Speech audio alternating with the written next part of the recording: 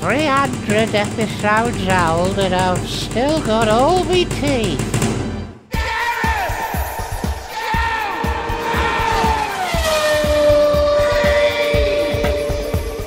Hello and welcome to Gareth Jones on Speed, as you know, episode 300, and I'm very pleased to say that for, I was going to say all 300 episodes, but that's probably not true, you've missed a few. Zog is here again. Hello. And the man who joined us in episode 3...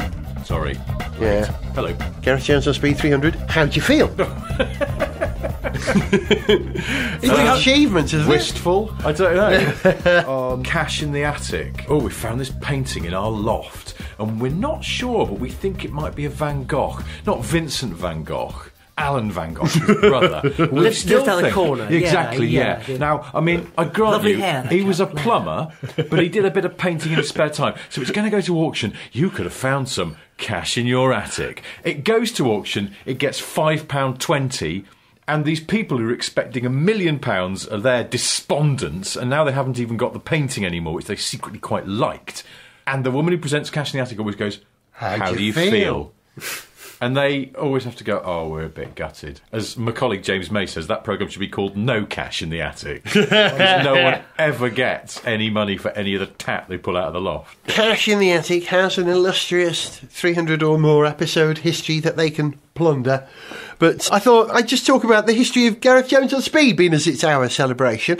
Do you realise, over the time that we've been doing this show, since August 2005, we've seen 6 different F1 champions in 6 different marques. Okay, 5.5 if you count Brawn and Mercedes as the same. Do we count them as the same, Zog? They're different. Yeah, there's some continuity there, but different teams. So when we started, Alonso was a champion. He did it in 2006 as well. Kimi 2007, Lewis 2008, Jensen 2009, Vettel in 2010, 11, 12 and 13, Lewis in 2014 and 15, and someone called Nico Rosberg. Do you remember him?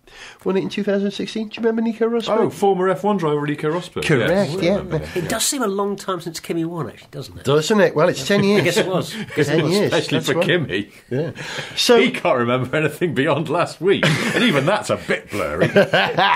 apart from all that stuff that happened in Formula One, also over the 12 years we've been doing Gareth Jones on Speed, something happened in British touring cars, WRC, IndyCar and WEC and WTCC too, but don't ask me what. It was that nice Andy Player. Andy Prune.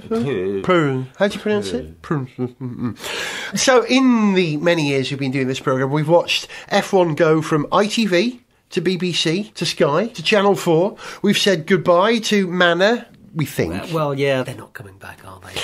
At the time of going to press, it doesn't look like it, does it? Yeah. So we've definitely said goodbye to Caterham, Virgin, Marussia, Minardi, Jordan, Midland, Spiker, HRT, Brawn, Toyota, Honda, BAR, Lotus twice. That's quite an achievement, that, isn't it? We've said goodbye to Lotus twice. Lotus when they were Team Lotus, and then Lotus who were Renault who went. I've just remembered something, just to go back to what you were talking about things that happened in other motorsport worlds that we don't pay attention to.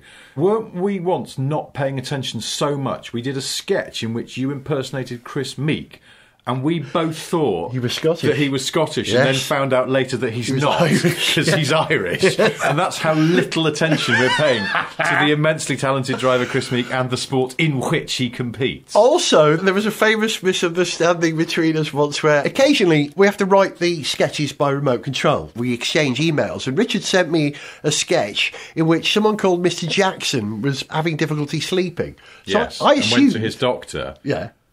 And it was just a name. I just wrote in a name. Mr. Jackson. It could have been Mr. Davis. Could have been Mr. Wilson. But it was Mr. Jackson because it's just a normal name. But you read it and went, oh, Mr. Jackson, as in Michael Jackson. I did the whole thing as Michael and Jackson. put together an enormously complex audio production with a parody Michael Jackson song in the background and a rhythm track going. And an impression of Michael Jackson going to his doctor asking for sleeping pills, which, if memory serves, is what actually killed Michael Jackson. I think Gareth's head was on Stella Street. That's the I think problem. so. That's the space he was in. It's a good job I didn't call the innocent man going to the doctor Mr. Hitler or something. Heaven knows what would have happened then. It could happen. Like I say, we said goodbye to Lotus twice, and we almost said hello to US F1 and Stefan F1. Do you remember them? They my promising. God. Yeah. Were they Ukrainian or Czech? A Balkan team who were going to buy up the old Toyota squad or something? Do you know what I remember the other day as well? We won't go through all the drivers that have been and gone in F1 because there's a very long list. But I remembered the other day Yuji Ide. Do you remember him? Yuji Ide drove for Super Aguri, yes. And I think he's the only driver in the time we've been doing the show who had his super licence revoked for being a useless idiot. That's an achievement. Well, I don't think that was the reason given. I can't remember what There it was was some technicality. There was a technicality, but let's be honest. Outside of Formula One, over the many years we've been doing Gareth Jones on Speed, particularly in Le Mans, we've said goodbye to Pescarolo. They will be missed. We've said goodbye to Peugeot. They too were missed. We've said hello and goodbye to Bentley. Short but sweet. Happy memories. And burned very brightly in the time that they were there. And of course, Audi. Long but successful. And Nissan, who came and went, but sort of stayed in LMP2 for a bit, but still there. Yeah. So that's what happened in 300 episodes. What would I like to have happened? Well, an alternative reality for me would have been where, after winning the F1 title in 1996, Damon Hill stayed at Williams instead of going to Arrows and won 2 more titles before being snapped up by McLaren in the Mercedes years, where he won a further 5 championships in a row. That was the reality I would have preferred. Would have been good, yeah. But I like him on the telly. That's the thing. Do you know what I'd have quite liked? I'd have liked it if maybe Jenson Button had had another solid shot at a title. It just seems a bit cruel the way he's gone out. There's nothing worse, and Damon Hill, in fact, is the same thing. A world champion who then goes out with a whimper. Yeah. Not through any fault of their own, really. They just end up in a lousy car and that's it. And their last season in the sport is a bit of a damp disappointment one for everybody. Yeah. Button, actually, the last little bit of his career at McLaren, it's been better than a lot of tail-end careers. At least he's been at McLaren. Well, OK, granted, the car's been a complete dog, so it has been pretty ghastly. I'm struggling to see. And that's the thing. At least you can say it's not his talent that's faded. You know what it is? It's the crap car he's got. Yeah, it is, because the thing is, in my mind, McLaren are just such a great team. Even if they're not winning anything and they're constantly finishing at the back, they're still somehow got A-list status. They're still right up there. Yeah. But as we know with Williams, that sort of A-list status can start to get a bit worn. Like an old carpet. Hey, did you see the rumours that have been going around about McLaren? It's the rumour that comes around every season. McLaren are going to paint the car orange. For the F1, yeah. Which they always say, don't they? And then it never happens. But I was reading this article, I think, on Autosport somewhere that quoted the last time the rumour reared its head, which I think was this time last year. And it quotes Ron explaining why he couldn't see the point of making the car a different colour. And it is the most pure Ron thing you've ever read. Emotionless, utterly rational, to the point of robotic. He says something like, well, why would we recreate something that we did before? That was us in the past. What we want to do is make something that's good and works. Is that the quote you were thinking of? Bits of it, yes, but there's more, because it goes on and it's incredibly... just, most people would go, oh, well, of course, our wonderful heritage, and at some point maybe we will reflect back on that, but at the same time we have to bear in mind our corporate obligations to paint the car these different colours, and our new colour scheme isn't really that, but never say never. There's someone that would put a bit of emotion into it, put a bit of topspin on what essentially you're saying is no, but not Ron. Go and find it. I'll dig it out for the next show or something. It's hilarious. Are we saying then that because Ron is now out of the picture, that it's things more might likely happen, that it's going to fun happen? stuff might happen. Ron Dennis. One of the clown horns on the car, maybe. Ron Dennis is, of course, one of the many people that we have impersonated badly in sketches over the 300 episodes of Gareth Jones on Speed. So here's a collection of some of our dafter sketches. Gareth Jones on Speed Flashback!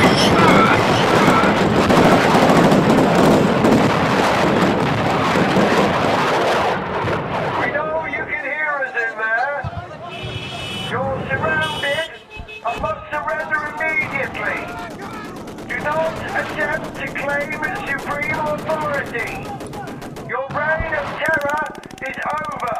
Come on, Bernie! You can't do this forever! Alan McNish, a great surprise to hear of your retirement from sports car racing. Can you tell us what's behind this sudden announcement? Aye, well, it's no great mystery. Just got another job. Another job? Can you tell us where in motorsport this job is? Is a return to F1 on the cards? No, not exactly. It's actually not a job in motorsports at all. It's not a job in motorsports. What else would a dashing Scotsman do for a living? I'm afraid I really can't say at the moment. Sorry, it's time to go. Hello, I am Danny Bahahar, the head of Lotus Cars. You may have heard a lot of speculation that Lotus Cars is for sale, so I wanted to come here now and give you the Danny Bahahar words that Lotus Cars is definitely not for sale. Hello, I wish to buy Lotus Cars. I have many millions of pesos. Is yours. Here are the keys. No, wait, you've got to jiggle that a little bit. You can't, no, don't put, yeah, that's it, you got it. Okay, no, wait, that always comes off. You're fine. Okay, thank you, goodbye. Weasel hats. Mike Gascoigne, a mixed testing session there. Petrov was, 1.4 seconds off the front runners. Do you know what's wrong? It's very simple, it's a weight problem. Can you fix it? Yes, we can. I'll just get Vitali to leave his wallet in the garage tomorrow. Do you want to buy some scrap metal? Gareth Jones on Speed, episode 300. Flashback. In fact, 2 Formula E going on there in Formula 1. We've got, this is Middle Ages Formula 1. You have your royalty and your serfs. That's how it works.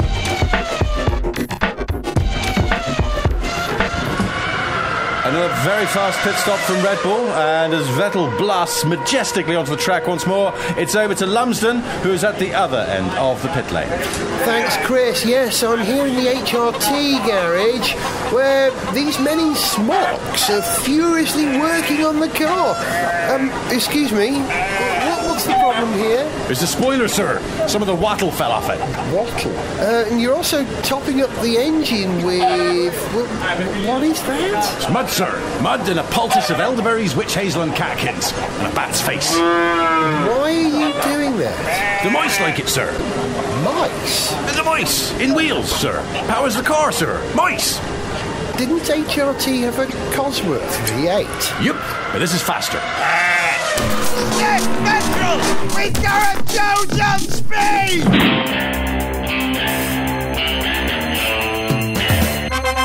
An underground car park, I had you down for more salubrious circumstances. Less of the lip, Bond. This is your final warning. I'm giving you one last chance to capture Malbec before I give this assignment to another agent. Relax, Sam. I've got this perfectly under control. So you say, 007. Now, get out of here. Good night, Em. Bond, that's the new Mondeo. Your Aston's over there. Oh, bugger. The people of Scotland have spoken, the votes have been counted, and the result is in. And by the power of democracy, the verdict is a very clear no. Scotland does not want the Hellman Imp to return. I repeat, it's a no to the return of the Hellman Imp, and the Linwood factory will not reopen once more. One of the first responses to the news has come from the Proclaimers, who are delighted they won't have to change the words to that song. My legs look long in this race suit. Hi, this is Catherine Legg. This episode of Gareth Jones on Speed is brought to you by the sound of Formula E.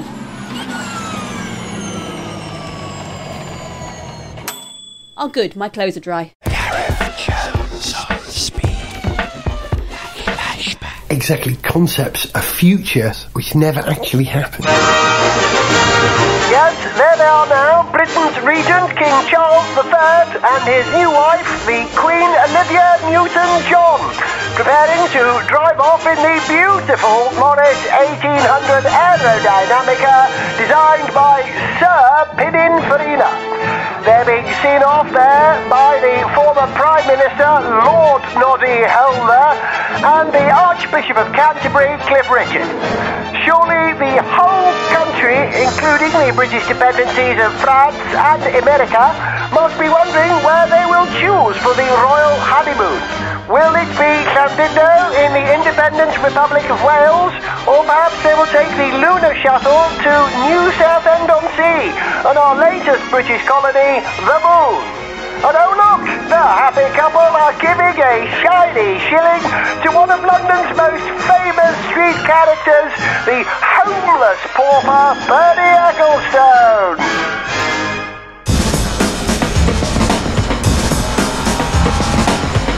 Gareth Jones on Speed.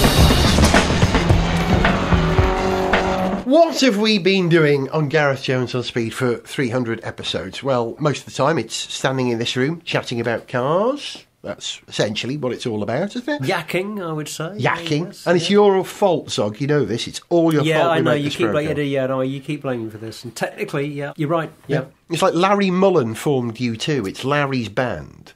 Gareth Jones on Speed is Zog's band. It was your idea So to let's do a podcast? Yeah. Here we still are. So yeah, some 300 episodes later. Ridiculous, isn't it? What else we do? We go to races, we go to motor shows, we write songs, Christmas songs. Do you realise we've done 4 Christmas songs now? All I Want for Christmas is Some Speed, being the first one. When it comes to Christmas, you know what I need. Gimme speed. All I want for Christmas is some speed. I said, all I want for Christmas is some speed. A song in the style of The Pogues, Be Careful Out There This Christmas. Be careful out there on the road, of those who are passing alone.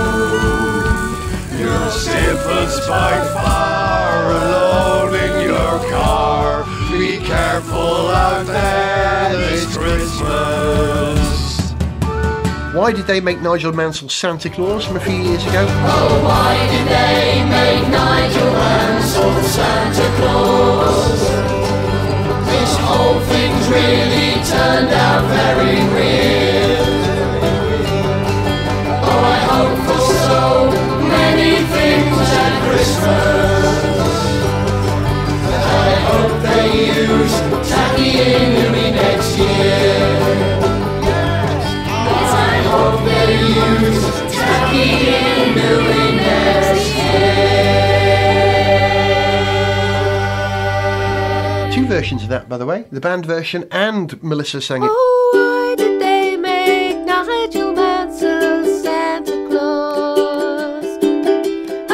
And a song in the style of Bob Dylan, This Christmas. Ask me where I'm gonna be when Yuletide comes to town.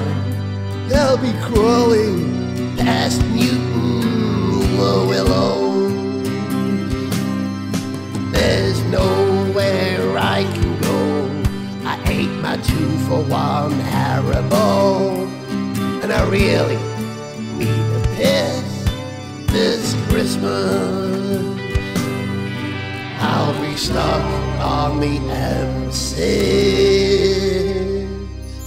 this Christmas. Merry Christmas, everybody. That was 2015. So we've done 4 Christmas songs. Westway to the Clash, a rather good Clash tribute band, did some stings for us.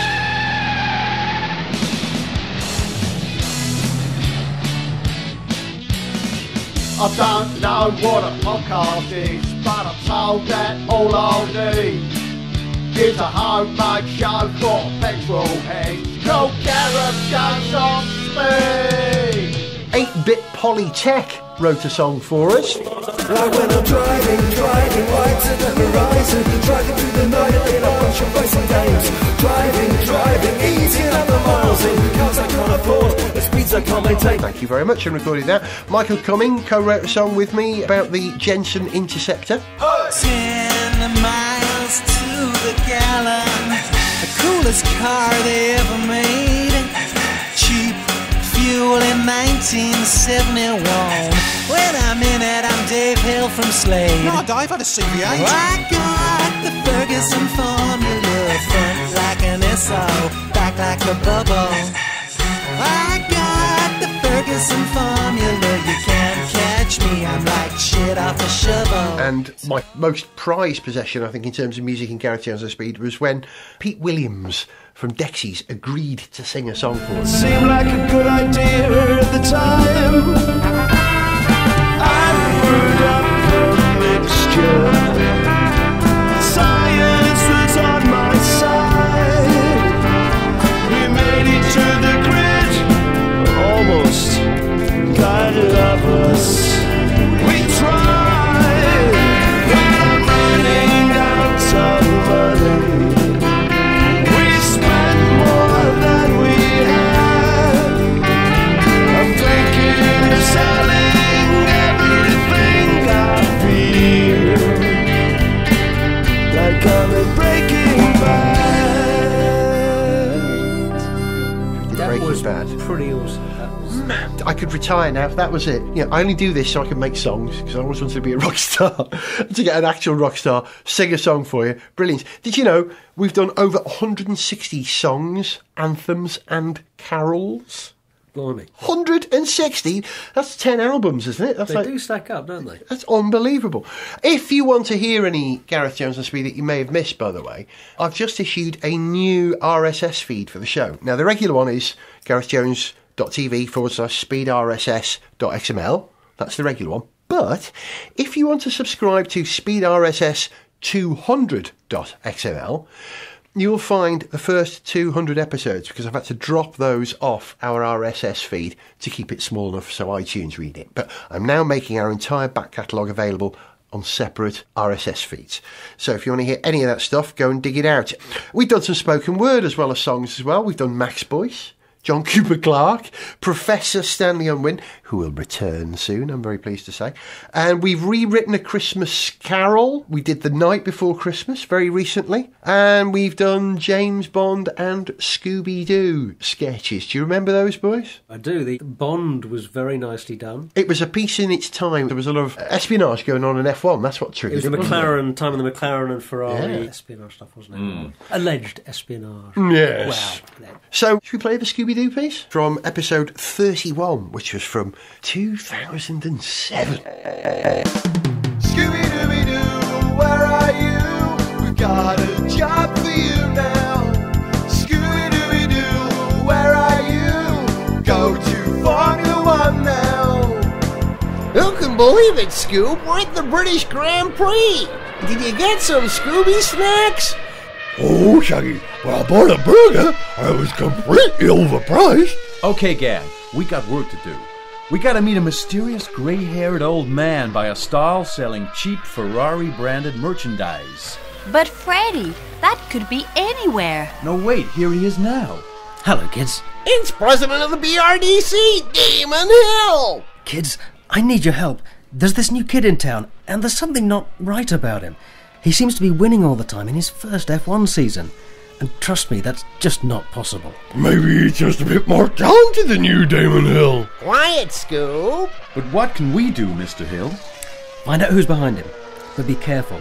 There are strange things in F1, and I don't just mean my beard. Okay, guys. Shaggy, you and Scoob go that way. The rest of us will investigate the paddock. These motorhomes are giving me the creeps. Wait, what's that? Don't go any further, children, for this neatly arranged paddock area is haunted. Bernie Ecclestone? That's right. And you kids are messing with things you don't understand. What, like the technical regulations for the next 3 years? Bah, pesky kids.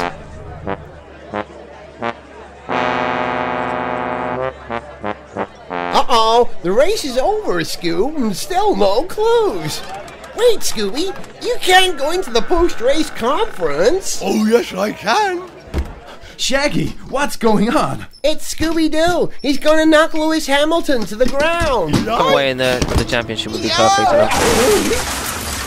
Sorry. Wait, what's happening? His mask has come off. Michael Schumacher! So there was no Lewis Hamilton. It was just a 7-time world champion in a mask. Yeah, and I would have got away with it if it wasn't for you meddling kids. Damon Hill, Your mystery is solved. Yes, my old nemesis. Well, Schumacher, you'll have plenty of time to practice winning another title. Locked in F1 prison. What? A driver contract from Flavio Briatore? Well, I guess that mystery's wrapped up, eh, Scooby? Great work, gang. I guess the only mystery left is why Michael's brother still has a career in motor racing. Scooby-Dooby-Doo, we thank you. We think you filled our need now. Scooby-Dooby-Doo, thanking you. We return to Gareth Jones on Speed now. On Speed 300! Preparation is everything. My dad used to say that, although he never worked on a podcast for 300 episodes. And the amount of preparation that we do is, well, we exchange a couple of emails, don't we, beforehand? Let's just say that I think folks wouldn't believe the amount of work that's going into this. It's really the amount of turning up, no idea, having some pizza and then talking some bollocks. Yeah, we make it look so much. We make it look more so complicated. Shambolic. We make it look so hard. Yes, so painfully hard. The best chats that we have here are often not even about cars, where we go horribly off topic, or we set out to talk about something, and by the end of the 12-minute section, we're talking about something completely different. And we've had some real departures over the years. Do you remember any conversations in particular, boys? It's all it's a bit it's a blur. It's a kind of sort of blur. It's a kind of Bose-Einstein condensate of conversational quanta. Wow! Sorry, I've just been reading some stuff recently that's... well, at least the show's got a new strapline. Yeah. I would say that again, Sog. A Bose what? A Bose-Einstein condensate of... It's a moving swiftly. The bit where your dad was tricked into buying you a bicycle, that's all I want. Oh, yes, we were talking about Christmas. We'll start, I think, with a rather fine moment. Here's me attempting to defend a car that my cohorts, which also included Jonathan Sanderson, who was on the show with us at that period, just simply couldn't agree with. Engage on Speed Archive Playback. The car I've chosen is possibly the least exciting car Ford have sold in Europe in the last 300 years. Okay, and they haven't been selling cars that long. This is going to take some justifying then. The Ford Fusion. Well, that's it for Gareth Jones on Speed. Thanks for listening. I really like the Ford Fusion. Okay, Zog just did the Ford Fusion in one noise. Come on, case for the defence then. Well, people look at the Ford Fusion and they say, what's it for? No, they say, I should have bought a Nissan Note. That's what they say. They do say that. Well, they say, I think in a lot of cases they said, I did buy a Nissan Note, because once the Nissan Note came along, that was the end of the Fusion. But it's worth saying as well that I think that Fusion production has ended. Before it even recently. They're still on sale. You can still order them. Still stale, did you Still say? Stale, yeah. Still very stale. Still on sale because they were built in Cologne and in Brazil. But I love the Fusion in the same way that I love the Panda, the first Panda, probably for the same reasons. It's like a minimum automobile. It's a car that you don't need to think about. It's a car that older people can enjoy because it's slightly taller. What sort of recommendation is that? Old people. You're saying they should have called it the Confusion. Really big buttons with large, large outdated lettering, bifocal windscreen and yaw-resistant seats. And sat nav that shouts at you. Turn left in 100 yards! Have you got it with you?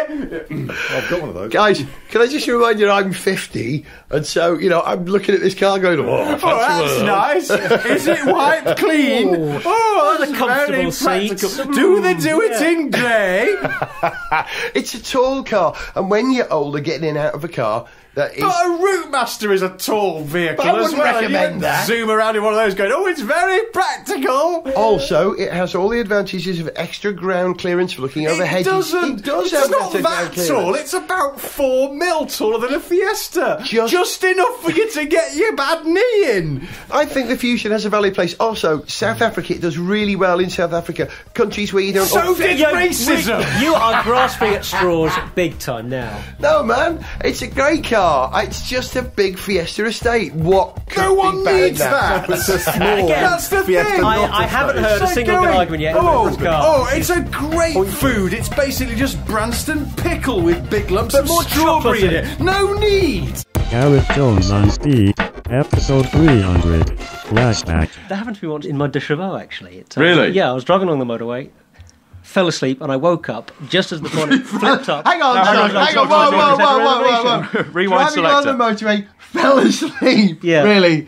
Oh dear. A few points for you there, Zog. How did you fall asleep in a TCV on the motorway? I was very, very tired. I'd been up for about 36 hours, I think, and I'd been... and it's very soporific. So it's a really good job. bottom The of the bonnet came A1M. up. Did it wake you up, or you woke up and then the bonnet came No. up? It was a really bad thing because as I woke up, I couldn't see anything out of the windscreen. All I knew was that because my last memory had been of driving on the motorway.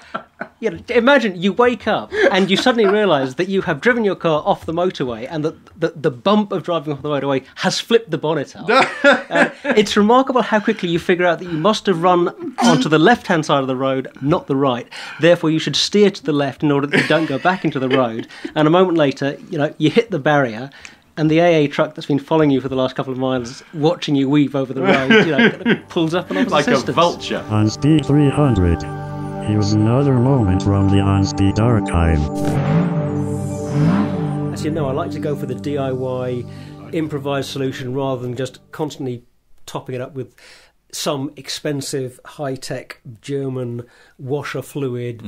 Did you employ acid again then? No, methylated spirits. Really? Yeah, I'm filling my washer tank now with just water. Do you not come back to your parked car and find tramps suckling on your washer jets? No, but I did once have a car that a tramp lived in for a couple of days. This is the problem with having a car that you can't lock. Gareth Jones on Speed Flashback! Zog explained to me you had a dream. It was a confession that I had actually had a dream involving Luca de Montezemolo. And it wasn't one of those kind of Did you make dreams. Happy Sexy Dan? No, it was just. I can't remember quite how the bits of the dream that went around this went. This is the way that dreams go. But I was standing over Luca de Montezemolo, whose head appeared to be coming sideways out of a concrete block, and I was berating him for It's an Italian having. thing. I don't know why, but this is what happened. And I was just having a go at him for this. There'd been the revelation about how Ferrari had a veto over certain changes in F1 rules, and this had previously been secret. And I was just having a go at him about it, understandably. And But his head was coming sideways out of a concrete block. His head was definitely coming out of a concrete block. Either that, or I was one story above him in somewhere like Monaco, and I was kind of leaning out of a balcony window, and he was leaning out of the window below me and looking up. But I think it was a concrete block. It's very worrying. What does that say? I wouldn't even know where to begin. I mean, have you not had any dreams involving major motorsport personalities? Episode 300, flashback. My dad had a TV and radio shop in town. There was a rival TV and radio shop. My dad was Ken Jones Television. The rival shop was Jim Williams. Jim Williams, apart from selling televisions, also sold bikes. So I would never dream of going into Jim Williams' shop, Dad's rival, apart from getting bike stuff. One day I was in there getting my bike repaired with my mother, and I said, "Mr. Williams, I saw those new rally choppers on Blue Peter the other week. Are you getting any in for Christmas?" Just being cheeky and funny. And he said, "Yes, Gareth, I'll put your name on the list for one." And we went out to the shop, and then my parents bought my Christmas presents, and so the story is told me. On Christmas Eve at 5 o'clock, the door opens in Ken Jones, Dad's TV and radio shop, and in walks Jim Williams, Dad's bitter rival. They would never go in each other's shop, with a bright yellow rally chopper Mark 1. "Ken, here's the rally chopper your son ordered. That's £34, I think it was, which is a lot of money in those days." Cheeky move. And Dad, being proud, of course, wouldn't dream of saying, "No, son never ordered that, or I'll kill him." So, "Yes, of course, Jim. gets the 32 quid out of the till, and I had the best Christmas ever. Thank you very much indeed. It's a true story. That's how it happened. I like to imagine, though, as he walked out of the shop, that your dad just went, "Damn you, Williams!" Yes, he and probably the rivalry was never deeper. Your dad opened up some kind of random saucepan shop to go along with the tellies, and they just kept on taking pressure cookers down to what was it called? Jim Williams. Going, "Morning, Williams. Here's the pressure cooker your wife ordered. £100, please." Skillets. 20 of them she asked for. There they are. £800 apiece. Jim Jones.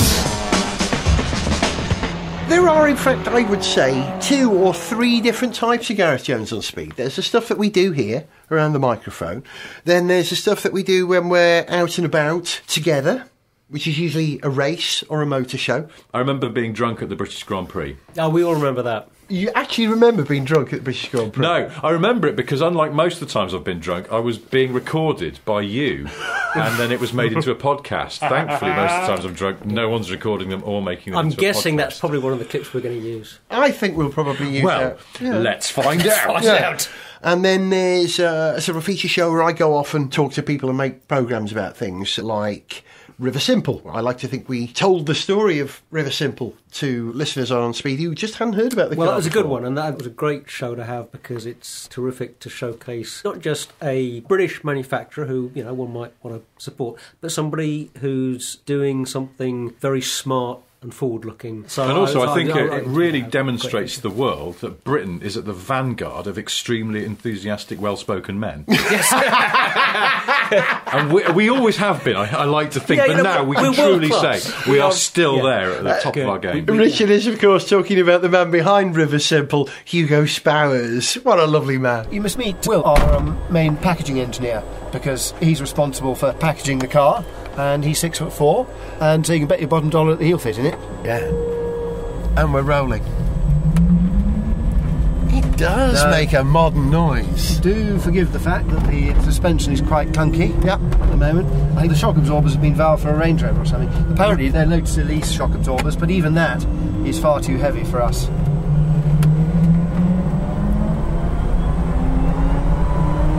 Okay, what are we doing now? 30 nearly? 45. Wow, really? Wow. That's your supercapacitors dumping the energy that they've harvested from the electric motors. There's very little sort of buffering or anything that goes on. It's instant, isn't it? Yes, and in fact it feels like the acceleration just keeps on increasing. It's linear.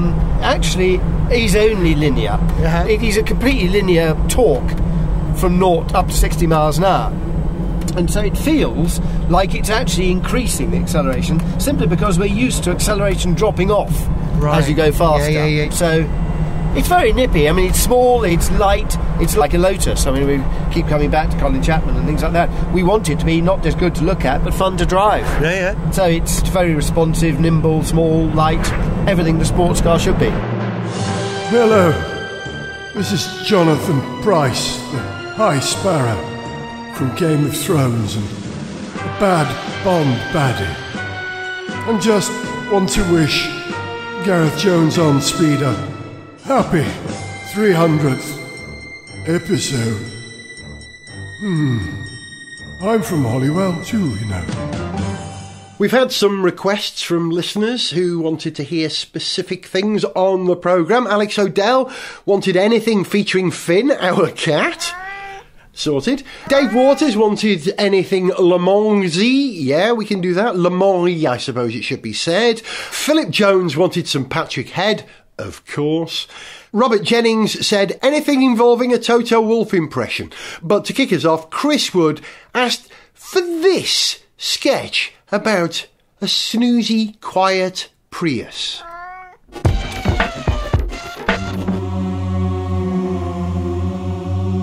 Double-sprung seats, feather-stuffed headrests, Egyptian cotton seat covers, built-in cocoa dispenser, and an indicator noise that sounds like this.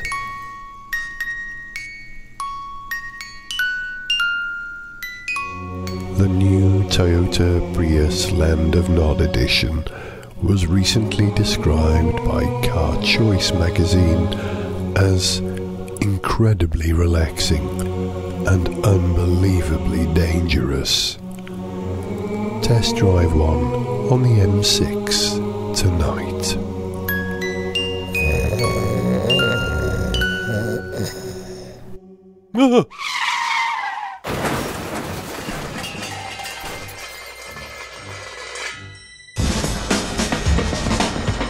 Gareth Jones on speed.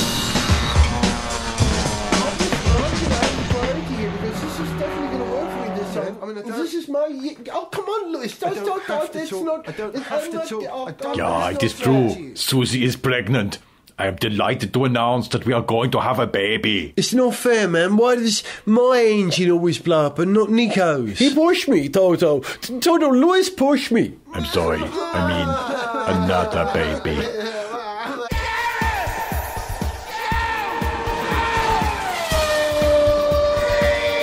Speed music. This is Speed Music. Patrick Head.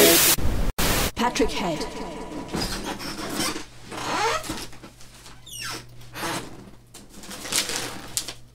Patrick. Yes? Patrick. What? Patrick, you're on. I'm what? Live on air. Sorry. Went for a curry with Keke Rosberg last night. Spicy as a sod. Patrick, everyone can hear you. The microphone is live. What? Now? Yes, for God's sake, say something. Say something, but I've just been... Oh. Bloody hell! Hang on a moment. We can't actually leave it there. This year's coverage was all about the sound of Le Mans. So I think we should let you hear the sound of a unique moment when I was lucky enough to record the 4 stars of the race when they were all running on the same piece of track line astern. First, the full-on retro fruitiness of the mighty Corvette, followed immediately by the stunning contrast of the near silence of the Audi e-tron Quattro swooshing its way down the start-finish straight, chased by the People's Champion, the equally futuristic, undeniably cute and, let's not deny it, very alternative Nissan Delta Wing. And then, as a sort of parting shot, the banshee howl of the car which aims to be the winner next year, the Toyota TS030. Enjoy this wonderful moment.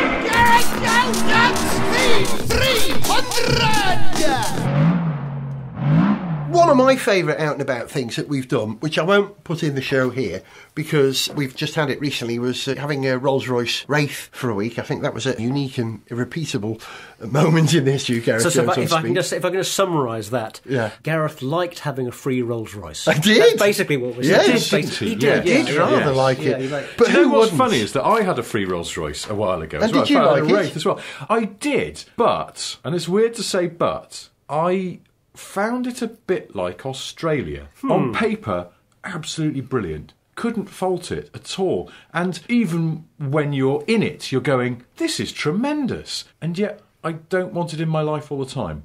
Ah, And the I- responsibility. There's no responsibility to living in Australia except that, remember to have a barbecue at least once a day. But do you know what I mean? There's something very perfect about Australia, and that's almost its downfall. Certainly Sydney, which I've been to 3 times. Nothing that is stuffed that full of poisonous creatures. Yes. can be perfect. It's the I'm spider sorry. attacks that would put you off. It's not even just the spiders, they've got poisonous marsupials. You know, those which is just unfair, isn't it? Platypus, Oh, look you've at that got to watch out for those fluffy thing. Ow! Yeah. But the rolls, I don't know. It was sort of the perfection, and yet actually the requirement for it to be perfect, which it should be for the money and the name and everything else, I actually found that it wasn't quite perfect, and then you start obsessing over the bits that aren't right, like that funny reverse door. When you get out and try and close it, I just kept banging myself in the back of the leg with it. Because it's wider at the bottom than it is at the top. So you find you're standing too close. Things like that, and you just go, well, if I'd paid 250 grand or whatever for it, I'd be very annoyed about that. On the other hand, you know, you might get used to it. Yeah, you know, that's because you give it didn't another do week or the two. partial ballet thing that you have to do with a rear hinge door. You have to put your feet out first, stand up, swing round. You literally rotate right round like that, and then you step out the way of the door. If that worked, if this was a what do you call those headphones that allow you to hear things in 3D? What are they called? Z? Ambisonic, binaural. Binaural. Yeah. Let's see if we can do a binaural experience here. I'm just going to rotate right the way around like that. See, that was me turning round. That was. Do you think that worked? We'll never know. Well, anyway, I couldn't do that because I was wearing a dress. Other great fine moments in cars that we've had. We've driven to Belgium 2 or 3 times with some rather fast AMG cars. That's always a treat, and that will continue, I would imagine. So apart from driving very fast cars and going to motor races, we've done a few motor shows as well. And in fact, I remember, was it 2012, Richard? You and I found ourselves together in Paris. We'll always have Paris. We went there because there was the motor show, obviously, and then on the metro platform on the way out of the motor show, we bumped into my friend Russ, who wrote a book about Ford Cortinas. And you got on the floor and bowed down to him, and I think he was a little bit surprised. He'd written a book about my favourite thing, the development of a Ford. It's a good book, isn't it? Oh, it's a lovely book. That was a highlight. I tell you what, the best thing about being at the Paris Motor Show was standing on the Sassagnon as a stand with you. Le Mondial de l'Automobile de Paris. They've got the Rodius here. We're going to get in a Rodius. Richard's in the driving seat. I'm going in the passenger seat. Hang on. I'm in. We're in a rectum. Can I just do... It's not rectum. This is the Rodius. Rodius, I beg your pardon. Can I just do an impression of a Rodius driver? Which terminal is it? This is just airport rantastic, isn't it? Well, it's perfect. Airport cabbing. Do you know what? Wow. I actually like... You like this, don't you? Look at this. Look, it's got a CD stacker behind a silver flap in the passenger side. What does that other flap do? Let's see. It's probably got like a... Oh, it's a tape drawer. player. Oh! A drawer that comes out. That's modern. Oh, well, now, this is all very adequate. It won't close. No, it won't close. You've got to love Sassagnon because they've gone their own way. Gareth Jones on speed! Mad as a lorry! We are, Zog, Richard and I, at the Virgin Experience Virgin Racing campsite, which is at Stowe School, Stowe the town, the village. Somewhere near Silverstone. Virgin have attempted to sort of bridge that gulf between Formula One and the fans by arranging a campsite and a bit of a party. It's wonderful to be able to hang out with a bunch of people and make jokes about Timo Glock DJing and for them to actually get what you're talking about, because that's mooted, Richard, isn't it? You know about this? Well, yeah, I know about it because you told me about it. But it's a rumour that you've started, Gareth. Exactly. I think this is coming entirely from you. I don't believe that Timo Glock is on the wheels of steel. He has enough trouble with the wheels of carbon fibre and aluminium. So why would he want to go and DJ? I don't know. I gathered that Al Gashwari is going to do a reflective set of acoustic numbers on guitar. Classical. It's also a little known fact that Jensen Button plays a mean nose flute. And other things that we're just making up because it's not going to happen. This Timo Glock rumour, I've only just realised it now that Zog's pointed it out. You've made this up. It can't possibly be true. It just can't. It was passed on to me by someone from Virgin, and I'm inclined to believe that they might be the right people to substantiate that rumour. I think they're just trying to draw a crowd. They're just going to go, oh yeah, Timo Glock's going to do a DJ set. And then he's going to strap on a jetpack and he's going to shout, look, Mum, I'm going to the moon. He's going to zoom off into the night sky and explode. We should explain... And everyone's going to go, yeah, of course I'll go to that campsite because it sounds really interesting. Timo Glock and his zany antics. Late in December 2008, we were asked if we'd like to conduct a test of the Tesla Roadster, an electric sports car. Of course, we said yes, please. And with Zog at the wheel, we plugged into London's traffic, where our silent sports car sparked a lot of attention. Although they're only just starting to make them, but it's very nice. I can see a lot of people driving them. For sure, yeah. Thanks, mate. Enjoy. There you go, everyone wants to talk about the Tesla. Up to now, we've billed our show as the podcast for petrol heads. But the Tesla Roadster does very nicely, thank you very much, without gasoline. And is simply one of the quickest cars I have ever driven. Transforming Gareth Jones on Speed into the podcast for pace setters.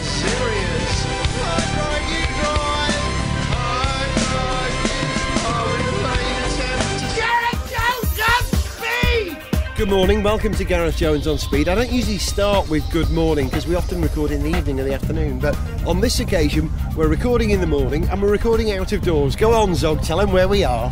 We're on our way to the British Grand Prix. Hey. And where exactly are we, Gareth? Well, be precise. Okay, I'll work backwards, right? We're in London, we're in West London, sitting in traffic. But I don't mind sitting in traffic too much because the car that we're sitting in traffic in is a Lotus Elise, and not just any old Lotus Elise. It's the supercharged Lotus Elise. Supercharged. We like superchargers. We've come outside XL now for an exhibit here at the show, which the London Motor Show prides itself on. Not only do you get to see the cars at the motor show here, but you also get to drive some of them. And Land Rover have got something called the Ultimate Land Rover Experience setup, where you get to drive either a Freelander or a Range Rover or a Discovery round a short course with some ramps. So I guess the thing is here, they're going to teach Zog how to drive a 4x4 off-road. Hang on, Zog, can I ask, you driven off-road before? Well, I was going to... I'm not sure if I should confess... I did. A simple no would do.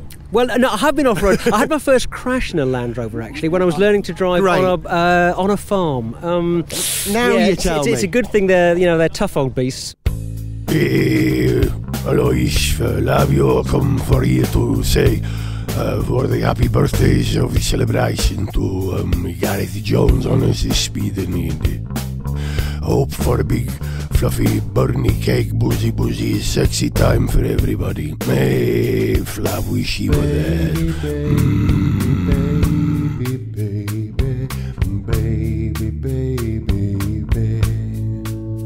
We're now 1 mile to go. Alright, we're by the M20 junction now, the junction which is taking you down to Tilbury. 9228, stand by.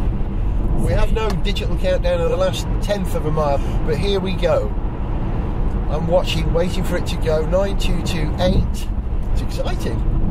I'm tempted just to slam my foot on the brakes right now, but I won't. 9229, there it is.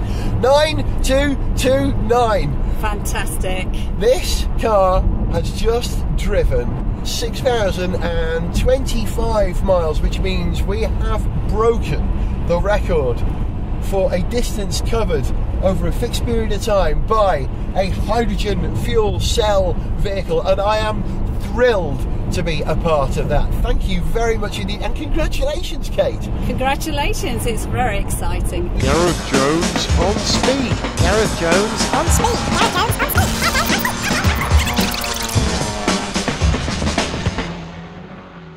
Here's a reminder for you of some of the people from the motor industry who've been on the programme. See how many of these you actually remember. Ian Callum, do you remember when we interviewed him, Richard, you and I? He was great. He talked about Bowie. He's always great. Love Ian Callum. Yeah. Tony Hute from Lotus, who I went up the hill with at Goodwood in a Lotus Evora. Yes. Russell Carr, Lotus designer, who can't keep his eyes open when he's been interviewed. Have you ever noticed that?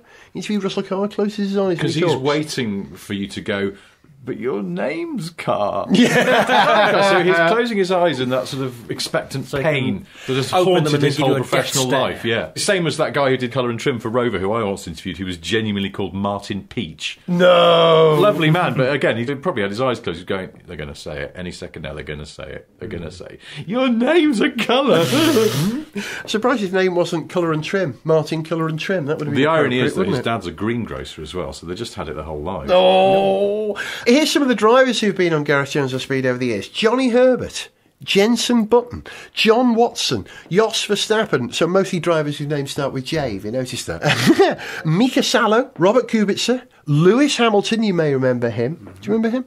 Ant Davidson, Davina Galitza, Johnny Molam, Thomas Enger, Neil Yarney, Sam Bird, Damon Hill, David Brabham, Heikki Kovalainen. Richard, will you say his name correctly for me? Kiki Kovalainen. Thank you. Jason Plato, Nico Hulkenberg, Bruno Senna, Nelson Piquet Jr. Did I mention Damon Hill already? I'm quite pleased that he's been on the show. Terry Fullerton, the man who Senna admired most. We spoke to him back in episode 179. I'm very glad he said it. I'm very glad I'm getting the associated acclaim with it.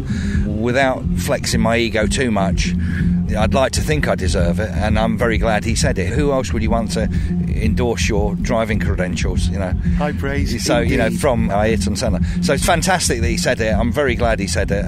I've got very good memories of our time together. I've got massive respect for him as a driver and as a person, and everything he did in Formula One. You know, he was a true racing driver and deserved all the acclaim he's got, and deserves to be held in very high esteem from all the motor racing fraternity. And you beat him how many times? I'm not sure. I never really counted, actually. We were teammates, and generally I had the edge on him. That was the way it panned out, really. So I would have out-qualified him. We probably raced each other maybe 12 or 14 times. If that was the case, which I'm not exactly sure, but if it was, I'd have probably out-qualified him 8 or 9 or 10 times. Definitely a big advantage on the out-qualifying. I probably beat him 6, 7 times. He may have beat me 2 or 3 times, but then I always seem to break engines and things like that, so he beat me a few times when I broke engines, but he beat me a couple of times where I didn't break engines as well. But generally I did have the edge on him, but I had 7 or 8 years more experience than him. If I was going to endorse anybody in the world as a driver, then it would have been him. Now it would be him. The people he was racing in Formula One, if you asked me what I thought about those people, I wouldn't be saying the same things as I would about Ayrton. You know, he was special. Gareth Jones on Speed, episode 300, Flashback. Last year, if you recall, we went to Silverstone to the GP2 race and interviewed Lewis Hamilton, and we ran the interview in the show. Now, the kind of position he was in at the time was almost identical to the kind of position he's in the Formula One World Championship now. And so I figured I could actually run that interview again right here, right now, but just simply swap. Every time he says GP2, we've put in the words F1, right? And you see, and tell me if this interview does not make perfect sense today. This is the interview recorded last year, slightly changed. Lewis, this F1 season's working out all right for you, isn't it? It is at the moment. It's going very well. It's a tough season, obviously, for us for me, because my first season in F1. It's a steep learning curve, but it's going really well so far, and I'm in the best position. I've got a great team behind me, and a great teammate as well. So it makes everything not easier, but better in terms of working. Of the many drivers in a F1 World Champion, Fernando Alonso is arguably the finest, and yet you're showing him the way around here. So you've got to be reasonably good. How competitive is Alonso, and how much do you guys share? Do you share in this team? Yeah, well, all the data's shared. Obviously, in every team they share all the data. So if I'm quicker than him in practice, he will see where I'm quicker, and then he'll be able to catch up a little bit. But then it's always a case of where you have to just keep raising your game, and it's a very difficult thing to do because when you're already there, when you're at the top. But he's very quick, and so to stay ahead of him is tough. But at the moment, I'm managing to do it, and I hope that in the race today we'll be able to do it as well.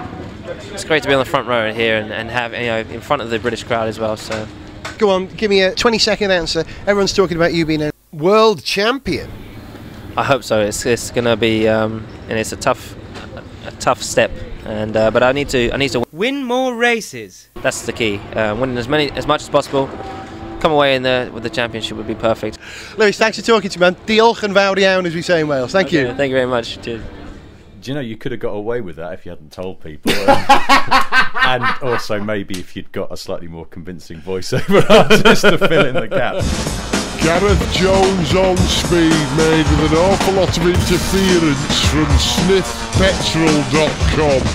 sniffpetrol.com. The most frequented location for Gareth Jones on Speed is this room here in North London. That's where we do most of our recording. But we've also recorded in other parts of England. You probably know that. Wales. Is that a surprise? Not really. No. France. Yeah, motor shows and motor races. Belgium. Driven at great speed. California, I went on holiday, did some video while we were out there for On Speed. New Zealand, the same again. Spain, usually car reviews. Yeah, car launches. That's usually quite nice in about February, isn't it, where we get to go out to Spain and get some heating to our bones. Nice any time of the year. True enough, yeah. Portugal, of course, same thing, but cheaper. Germany, I've done some interviews for Gareth Jones on Speed over there, usually when I was doing A1GP, as I did when I was in China with A1 and Dubai. So that's not a bad spread of the universe, isn't it? No America in there. Maybe Well, California. apart from California, that's still Oh, America. California is in America. I always think think they'd of like it. to leave Technically now, speaking, but it is still they're in America. trapped. I think of it as an independent republic, quite frankly. And the guests on the programme, Tim Pollard from Car, Steve Cropley from Autocar, Chaz Hallett from, was he What Car? Oh no, he's at Jaguar now, isn't he, Chaz Hallett? Yeah. But he was at What Car. Chris Harris from Top Gear. Do we say that Top about Gear him now? presenter Chris Harris, who rang me this afternoon. Did he? Yeah, because he'd heard that song. Have you heard that song by the Chainsmokers that No. goes, I can't remember what the lead-up line is, but it's something in the back of my Rover. And he was in the car listening to it. It's been out for months, this song. And it goes on about how he can't afford his Rover, but he's got it to try and impress this girl or something. And Monkey Harris rang me and went, what kind of planet is this bloke on? He's got a song in the charts and he can't afford a Rover. What, like 75 V6s are about £700? What's going on? I had to go, I think it's Range Rover. Yeah. That's what Americans call it. And he went, Yeah. oh yeah, you're fine. Right, okay, cheers, yeah. And that was it. Yeah. You realise. But yeah, that's what they call it in mind you, America. yeah. I got a Rover. So I was thinking, I've known Monkey for a long time, but it's nice that I am his go-to person for Rover-related issues. It's always going to be you. Yeah. Chris Harris, also appearing on the show over many years. Dan Strong, who was at Auto Express, now works for... Also said one of the funniest things I've ever heard that was inadvertent. He said to a group of us, a friend of mine had a tracheostomy for a number of reasons. And it was just one of those things that just stops all conversation. We have to go, whoa. What reasons? You know, if you've got several reasons for the tracheostomy, I figure, you know, once you get to the first reason, Yes, you're you having a can't breathe. tracheostomy, Yes, you know. exactly. Also, reasons 2 and 3 don't matter. A friend of mine fell out of an aeroplane for a number of reasons. It's like, no. There's a headline here and you don't need to go on. I think it's pronounced tracheotomy anyway. Is it? I think if it means the pen in the throat. Yeah. Mika Hakkinen had one of those. tracheotomy. Yeah. For a kept him number of alive. reasons. Well, Anyway, no. hello, Dan. Yeah. Alex Goy, who's filled in for Zog on a couple of always occasions good. and has appeared with Zog on 2 occasions, I think, yeah. Someone called Lumsden Bumhat, who's a member of our occasional team, you know who that is. Always welcome to the show, always good value. Great. We love having Ted Kravitz on the show. We love having Alex Goy on the show.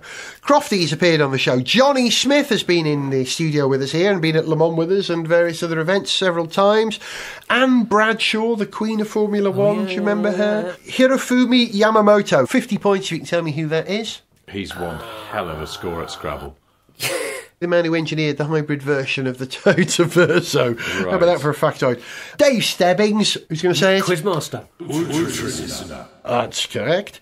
Daniel Taylor, my mate from the Tommy Cooper Show, did some gags for us. He's done Lennon and has done Tommy Cooper on the show. Jonathan Sanderson, who is an occasional guest presenter on the show.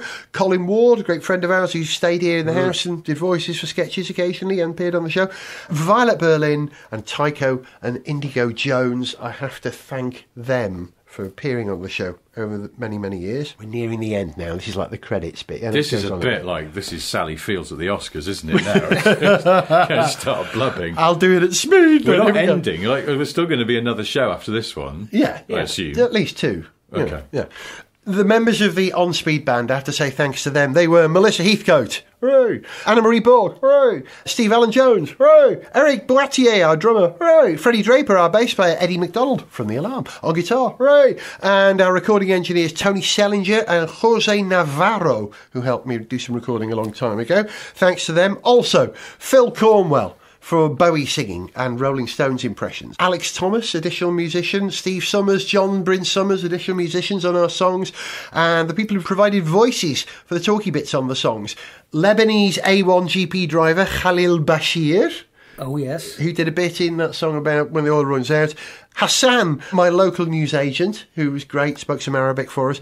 And the French lady I met at a swimming pool once.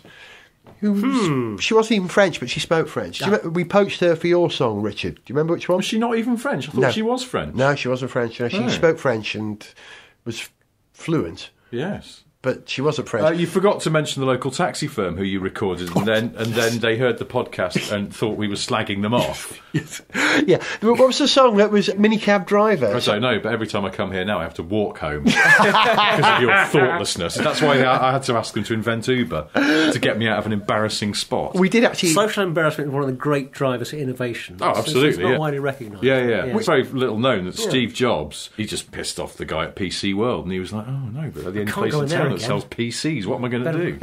Better invent the Apple Mac." We're almost there now. Final thanks to Alex O'Dell and Raf Perks for graphics and creative for the website. Jonathan Sanderson, who did some website work and camera work for us and tech support, as well as appearing on a number of shows, like we said earlier. Our Le Mans cohorts, Stevie Sakim, Damien Song. He was hilarious last year, wasn't he, Damien? He was fantastic.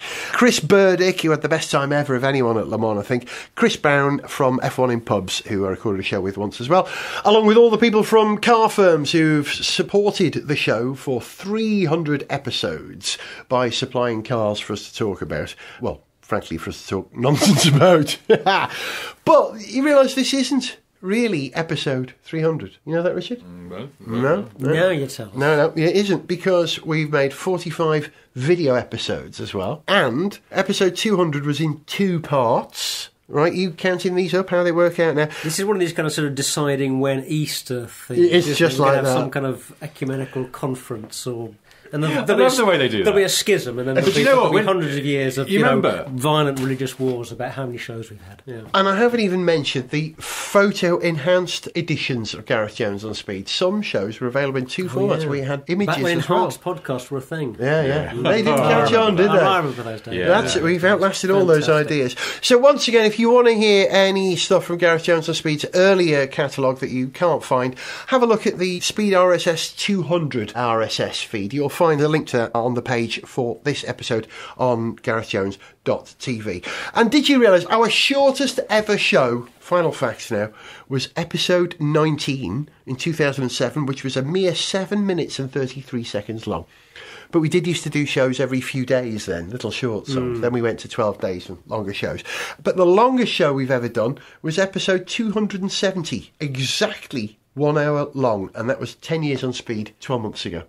So it's nice to know that the programmes are getting bigger and longer. I would like to thank you, the listeners, most of all, for putting up with our rambling for 300 episodes. And equally, I'm going to shake hands with both of you, my two great allies, Zog. Richard, thanks, guys. Nice work. Appreciate that. You've been listening to Zog. Goodbye. To Richard. Goodbye. And I was Gareth. This was the 300th episode of Gareth Jones on Speed, and we're going to leave you with a song. This is something which I've been promising to deliver for a long while. The full fat version of Fantastic, Absolutely Incredible, featuring Murray Walker. See you.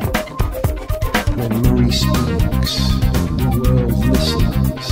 Spot on. Sometimes misses. Always impressive and comprehensible. I like it best when Murray said, Fantastic! Yeah, I like it best when Murray said, Fantastic! Yeah, I like best when Murray said, Fantastic! Absolutely incredible! Fantastic! Absolutely incredible! Fantastic! Absolutely incredible! Fantastic! Absolutely incredible!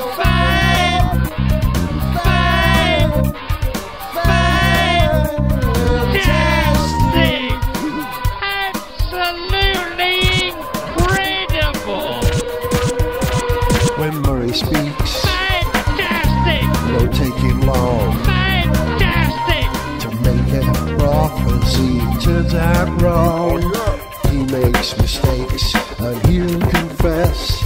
Excuse me while I interrupt myself. Woo! Fantastic, absolutely incredible, fantastic, absolutely incredible, fantastic, absolutely incredible. Oh, my goodness! Oh, fantastic! Absolutely incredible! Louis speaks to the world. He reads the race for us. Anything can happen in Grand Prix racing, and it usually does, and that's fantastic. Absolutely incredible. Fantastic! Absolutely incredible. Fantastic! Absolutely! Absolutely! Absolutely incredible. Fantastic! Absolutely incredible. Fantastic! Absolutely incredible! Fantastic. Absolutely incredible.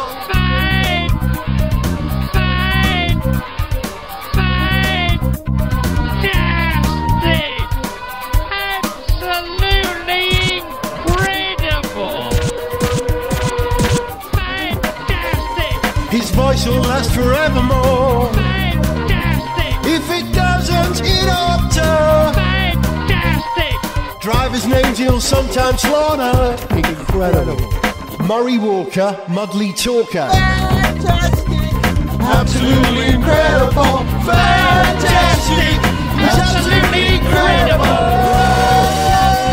I want to say so much more than I've got time for. A wheel, Miss Murray, and a quote.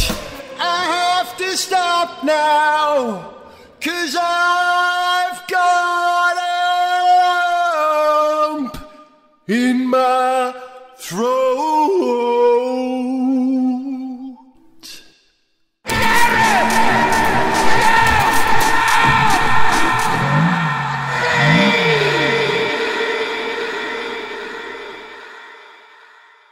Thanks for listening.